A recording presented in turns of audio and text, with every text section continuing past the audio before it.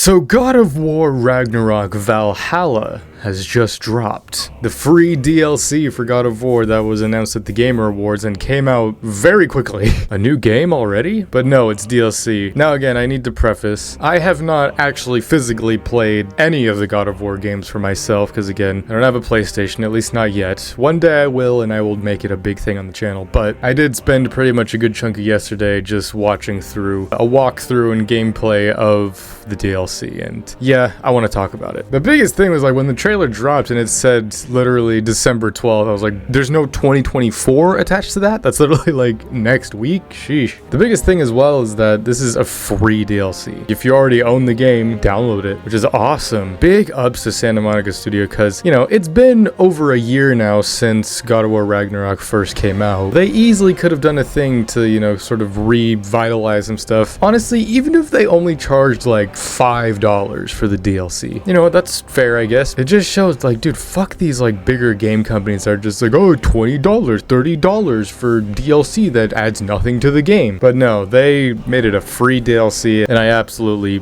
rate them high for that, especially considering the amount of shit that's in this DLC. It's like, granted, altogether the DLC is only about like 3 hours long of extra content. Now, what Valhalla is, I guess for those who don't know, but it pretty much is Kratos and Mimir going to Valhalla and sort of just facing these trials. More for Kratos, he's faced with a lot of his past, because, you know, the whole kind of character arc of Kratos through this Norse mythology has been him grappling with what he did in Greece, his vengeance tale, and how by the end of Ragnarok he's, you know, come to terms with that he'll never be able to fully atone for what he's done. I mean, obviously he killed an entire country. As he said in God of War 2018, he killed many who were deserving and many who were not. The biggest praise I have for this DLC is the continuation of that story and how ultimately it ends with one of the best scenes in the entire God of War series. And honestly, it might be the best scene. But again, we'll get into that when we get to the spoiler segment, because again, I'll keep this first part spoiler free. But now when it comes to the gameplay side, again, I can't really speak on like actually playing the game, just more of just watching it. But from the looks of things, I will say, depending on how tolerant you are of certain gameplay loops, this can be very tedious. You first go through this like gauntlet of stuff, going from one section of Valhalla, which you're sort of just revisiting different places but in different styles, you know, places Kratos is familiar with. Like, you know, you go through how Kratos remembers Alfheim, you go through some stuff with Vanaheim, Midgard, Svartalfheim, even Asgard, and then you'll eventually get to this one point, which is sort of the end point, where you fight a boss. You're not necessarily fighting this boss to defeat them, you're more fighting to defeat Kratos in a way. And now once you get to that point, it then resets, because the person you're fighting tells you that you're not ready yet. And then you go back to the very beginning of Valhalla, and then you have to go through all of it again. But I mean, you do face like different enemies when you go through it again, but it is for the most part the same usage of map areas and enemy interactions. But the biggest difference obviously is that you get different dialogue stuff and different characters that you interact with. If you're a fan of the God of War gameplay, which again, just from me watching it, it's fluid gameplay and action, and it's really cool to watch. But then again,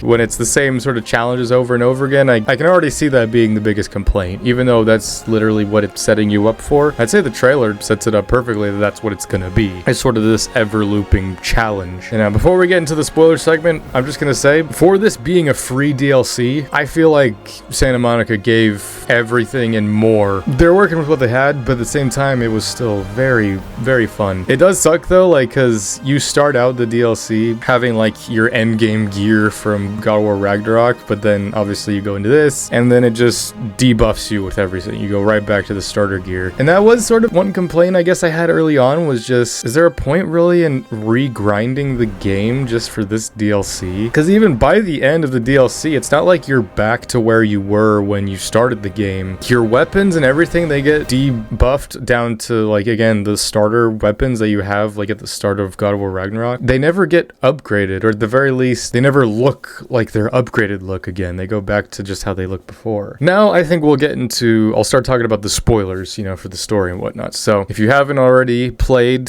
the DLC, or if you are trying to stay spoiler free, which if you're on God of War YouTube at all, don't know how you're avoiding that, considering the amount of thumbnails that there have been, which we'll talk about that in a second. Spoiler warning, here we go. Kratos, not only does he revisit, lands that he remembers from Norse mythology, but he also revisits Greece, which was obvious to me, at least, from when the trailer came out, because the trailer ended with the Greek God of War Cyclops, which when I was going through the comments of the trailer, it's like, no one picked up on that. I was like, you could probably find my comment on, like, the original trailer. It's just like, is no one gonna talk about how that's a Greek God of War Cyclops at the end? So that was obvious for me, at least, that, oh yeah, we're gonna be revisiting Greece. Like, we're gonna be fighting, at the very least, some Greek enemies again, which is gonna be cool. Before you get to that, though, you're visited with a familiar voice, at least familiar if you've played, at the very least, God of War 3, which is amazingly timed considering the anime series that I'm reacting to right now, and that is the sun god Helios from Greece. First of all, I was really happy because, of course, Helios is voiced by Crispin Freeman. Again, my favorite voice actor ever. Which, of course, again, I'm currently reacting to Fate Zero on the channel, which, of course, Crispin Freeman voices a very prominent role in that as well. Initially, I was just like, oh, it's cool, but then as it kept going on and you actually get to interact with Helios, again, the head of Helios, it's cool, and I get why they picked Helios, because, again, he takes the place of Mimir whenever you're in the Greek segment, and you have some talks and whatnot with Helios, and it's kind of funny. But,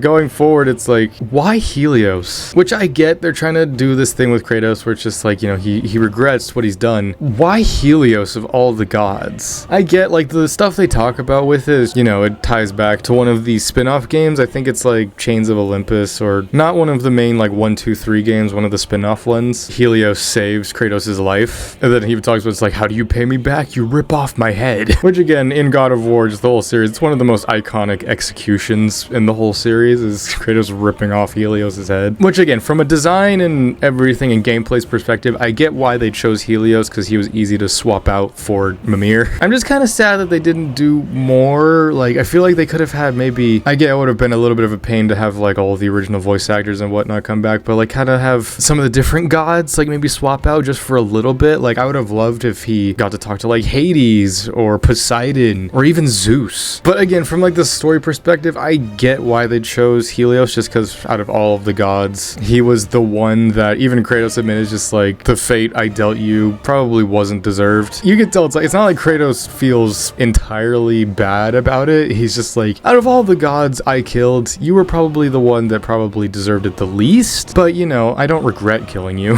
Helios even says just like, I do not want to hear that from you. I can tell that you don't mean it. I can already tell from most people playing this DLC, it's gonna get annoying hearing Helios just talk over and over again. But for me, again, who is a huge fan of Crispin Freeman, and I just love this whole story as well, and I just love I love hearing Crispin Freeman's voice. I just couldn't help but feel giddy every time he spoke. And then going more into the gameplay side, you do face like, a lot of the Cyclops, even though they sort of just take the place of like the big ogres that you normally face in both the God of War Norse games. But as well, you face obviously a lot of like the ghouls or whatever they're called, like the Greek warrior zombie creatures that you normally face that are like just the normal foot soldier grunts. You face those, you face harpies, you face, I'm forgetting the name of, but the ones that go in the ground and come back up. You face minotaurs, you face centaurs. Oh yeah, and you also face sirens as well, which have an interesting gameplay mechanic, which sort of sap your rage the more you let them sing or whatever. When Helios was just like, a harpy, I was like, those aren't harpies. Which I get though, like they're not gonna have obviously the original harpy design because those harpies literally just had their boobas out. So their redesign, while I don't like them as much as the original one, I get why they did that. But again, going back to the rage thing, the biggest shock and the biggest thing that had me pogging at the beginning was Kratos just casually pulls out the Blade of Olympus, and that's the rage you have for the entirety of this. And the way he pulls it out as well is so cool. You go into the rage and then he just has it like on his shoulder like this. And just from like the Blade of Olympus, like just looking at gameplay wise, it's like, dude, that thing is crazy OP.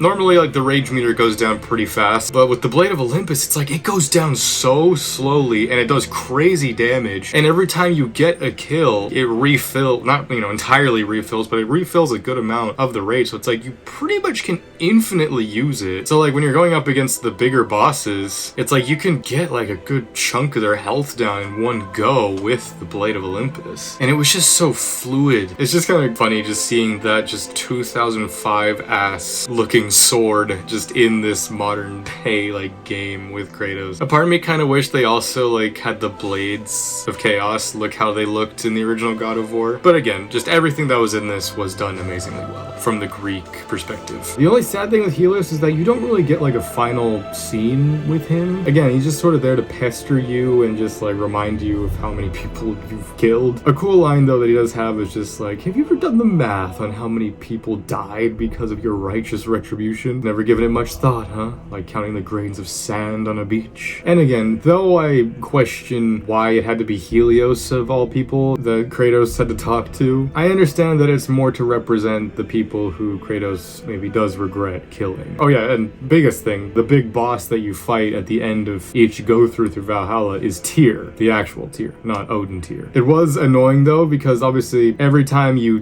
die in Valhalla, like not even just that boss, but every time you die, you have to restart all the way back from the very beginning, which sucked because the person who I watched it through, which was just some random, walkthrough of the DLC, he got to the last like Tyr fight, the last fight with Tyr, and he died. And it's like you have to go all the way back, not to the very, very beginning, but you have to go back to like the beach, which I get is the whole point of the Valhalla stuff. But again, the coolest thing with Tyr was that like he had a different style, or he had like different magic attacks and different weapons. He talks about that as just like, you're not the only one who has weapons from foreign lands, and like he pulled out like this big mace, which I don't want to assume which mythology that's from or what country, but the other one was like he pulled out two the like scythe looking weapons, which are Egyptian weapons, and then the last one, which was really cool, is he pulled out a fucking katana. And then the music as well was really cool whenever he did that, because it changed to more of like those style of musics, which obviously gives seed and whatnot and kind of Easter egg to maybe whatever the future God of War games might be, which again, that also might just be Santa Monica, just a nod to the audience, just because of people theorizing just what will be the next God of War like mythology or whatever. It's like it might be Egyptian or it might be Japanese, you don't know. Oh yeah, just on music, whenever you were in the Greek section, it's like the original soundtrack. There's one point where you heard like Kratos' Greek theme for like a little bit. I'm just like, oh. So I don't know if that's actually like Bear McCreary like actually doing his rendition of the original Greek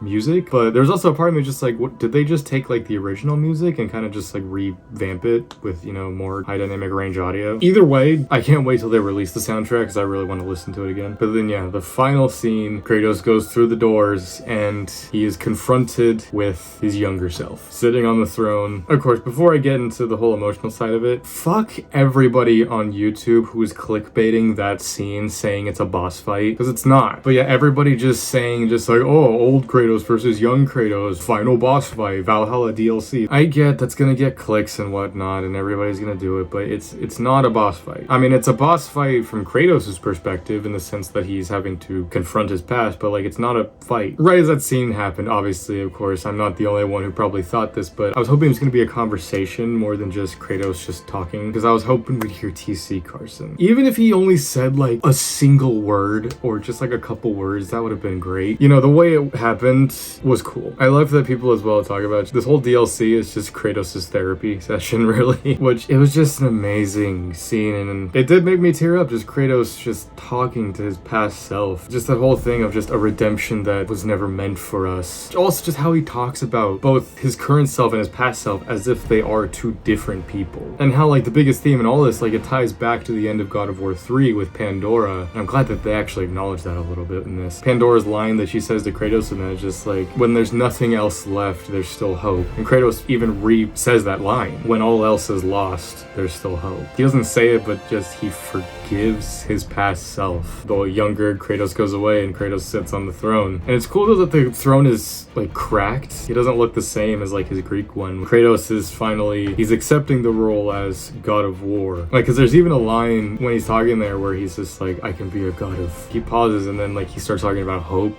So it's just like, God of hope? He ends it with it and he goes and talks to Freya. I'll be who you want me to be. It's like, I'll help you rebuild the realms. I'll be the God of War I should be. And just that awesome shot where like he walks out of the portal with the axe on his shoulder. It's like, it's a throwback to, Greek God of War Kratos. So he has like the blade of Olympus like on his back. Overall, again, even from just watching this DLC, was fucking phenomenal. And I'm so happy that Santa Monica decided to just make it a free DLC. It just shows how passionate they are about it as well. And every time something in this Norse God of War thing ends, it's so cool, but it leaves me just wanting to see more. And again, I mean, this happened a lot sooner than I thought it would. Whatever the future holds for the God of War series, I just can't wait to see it more. Whether it just be whatever new mythology we go into. I know there's also the idea just like they could do an Atreus game where it's kind of like in a similar kind of style of like the Spider-Man Miles Morales type game. And I've seen certain things on this where the way this ends, it's like this could be the end of Kratos' story. It's open-ended. You know, there could be more where we go into another mythology with Kratos, or this could be, you know, the retirement story. Because honestly, the way I see it, this could just be the end. Because going into future games, if Kratos is still the main protagonist, there's not really more character development you could do. Like him going into future stuff would just be more action-oriented. The whole development side of his character, I think, was fully fleshed out and done over the course of 2018 Ragnarok and now this Valhalla DLC. So honestly, going into future stuff, it would make more sense for Atreus to be the main character. I know like people have talked about just if Atreus is like in his own game, it's not gonna sell as well. Some of the Atreus segments in God of War Ragnarok weren't people's favorite. One last thing, going back to like that scene with Kratos and his young self, there was a part of me hoping that it was a boss fight, and I was obviously going into it thinking that it was gonna be a fight. And I still think that's one more thing that could be done with Kratos, and I think would be really cool from a gameplay perspective, is if you do have to fight a version of Kratos. Because I mean, you go through all of these games just playing as Kratos and just fighting against these grunts and soldiers. Imagine having to go up against Kratos, because that could set itself up as being one of the hardest boss fights in all of God of War history, especially the younger Kratos against the old one. These were just my thoughts on the God of War Ragnarok Valhalla DLC. I just had a lot to talk about. I had to make a video about it. Let me know if you have played the DLC and what you think about it down in the comments below. And join me for many other videos of similar variety, be they reactions, reviews, gameplay, or anything else that'll be coming out soon. Until next time, I'm Lancer. Thanks for watching.